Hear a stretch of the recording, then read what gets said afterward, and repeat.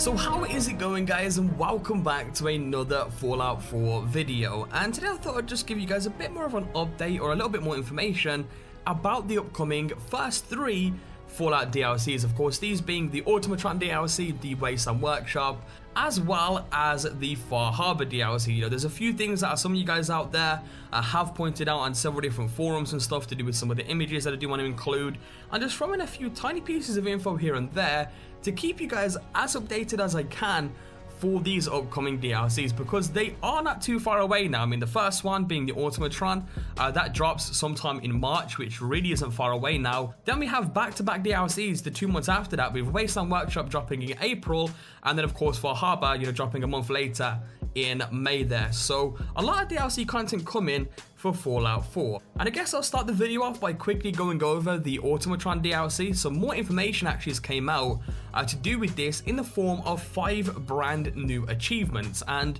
for those of you who don't know yet, around a day and a half ago now, going on 2 days, I'll put up a video giving out as much information that we know so far about the Automatron DLC. And if you haven't checked it out yet, I will leave it linked down in the description down below.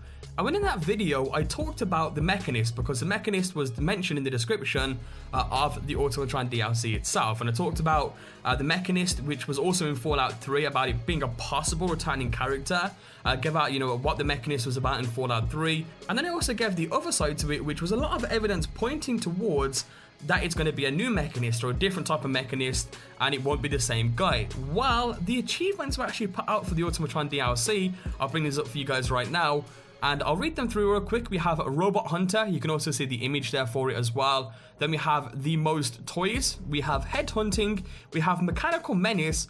And then we have Restoring Order. And the description for these are just pretty much, you know, complete Robot Hunter, complete the most toys. They all seem to be kind of quest-related achievements. And the one that I want to point out here is the Restoring Order one. If you take a look at the achievement image, you can see the Mechanist costume that the Mechanist wears in Fallout 3, which kind of, to me, suggests that this may in fact be the exact same Mechanist. I mean, I don't know, I think it's definitely something to note down, just to continue on the discussion from my previous video. And once again, if you do want to know some more information about the Mechanist or the Automatron DLC in general, check the link down in the description down below to the previous video I made discussing that. But moving on to the Wasteland Workshop, we don't have too much about this, just one kind of little thing that I do want to point out. And as many of you may know, the Wasteland Workshop is going to be released in April 2016, so really not too far away now. And what this brings to the table is not only a bunch of brand new designs for your settlement options and stuff like that, and several brand new settlement options, but the ability to kind of cage creatures and have them fight off against each other, such as like a Deathclaw versus something else or something like that, or even have them fight off against your settlers, as the description reads there. And I'll have a quick image of the description up on your guys' screens, so you can take a read through that very quickly as well. But the one thing I do want to point out here is actually in the image they gave for this. So I also gave an image for each 3 of these DLCs, a little bit of a gameplay image, I guess you could call it. And in the image for the Wasteland Workshop, there was one thing that I completely missed that caught a lot of people's attention. And there's 2 sides to this as well, which I'll quickly go over. And the part I'm talking about is the fusion core generator in the settlement in the top left hand corner. And a lot of people are saying that this could potentially be an alternative way to power your settlements, like a much better way, that rather than having, you know, a bunch of these big generators around your settlements, this could be a much more efficient way. Of course, this would eventually drain fusion cores over time and give an additional use for fusion cores as well. And that seems like the most logical and viable option. The other one that a lot of people were saying as well is this could be a way to recharge your fusion cores in your settlements and stuff like that. I'm not too sure on that one, but I'm guessing that it's probably going to be an alternative way to power your settlements. That's what I think it's going to be, and that's what a lot of you guys also think as well over on the forums. And lastly, I just want to talk a little bit about the Far Harbor DLC, or I guess the main DLC set to be released in May. Of course, this one is the biggest that's been known so far, and according to Bethesda, this has the largest landmass for an add-on that they have ever created, which in itself sounds absolutely crazy. Of course, you guys already know the description for this. I'll read it out quickly again to you guys. But basically, a new case from Valentine's Detective Agency leads you on a search for a young woman and a secret colony of synths. Travel off the coast of Maine to the mysterious island of Far Harbor, where levels of radiation have created a more feral world. Navigate through the growing conflict between the synths, the children of Atom, and the local townspeople, and will you work towards bringing peace to Far Harbor, and at what cost? Of course, Far Harbor itself is going to feature new faction quests, settlements, lethal creatures and dungeons, and new high-level armor and weapons, and the choices are all yours, of course stated there by the description. But moving away from that, because I know a lot of you guys already knew that from when Bethesda actually officially released that information quite a while ago now.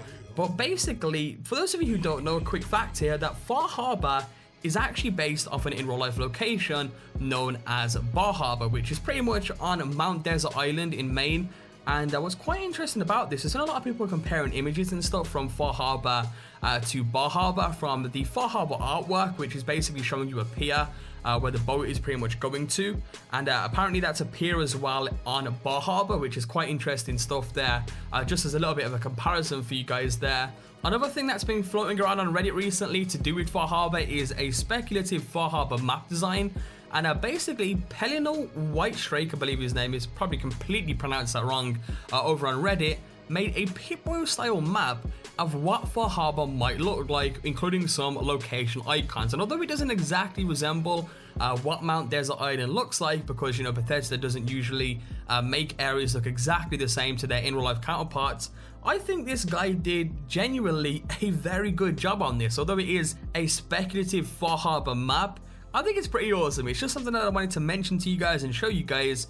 And once again, you can find the link to the Reddit post to this down in the description down below.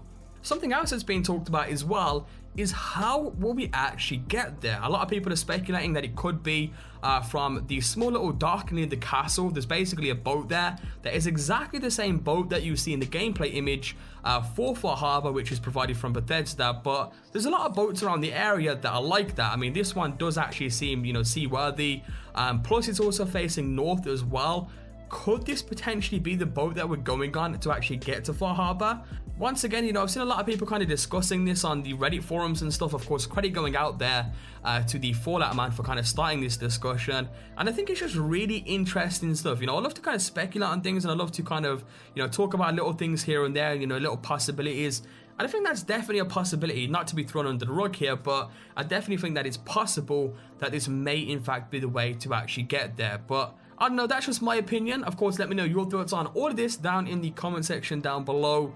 And that pretty much wraps it up for the video. I just wanted to kind of throw in a couple of facts for the DLC, you know, a couple of interesting things and a couple of interesting theories out there for you guys into one video. As always, if you do enjoy this type of videos, be sure to let me know by leaving a like down below, guys. Your support, of course, is always greatly appreciated on the channel. Quick reminder, I am doing a Fallout 4 Season Pass giveaway for the winner's platform of choice. If that is something that you're interested in entering, you'll find a link to the Gleam page as well down in the description. As always, subscribe if you guys are new around, and I'll catch you guys next time with a brand new video. Peace out.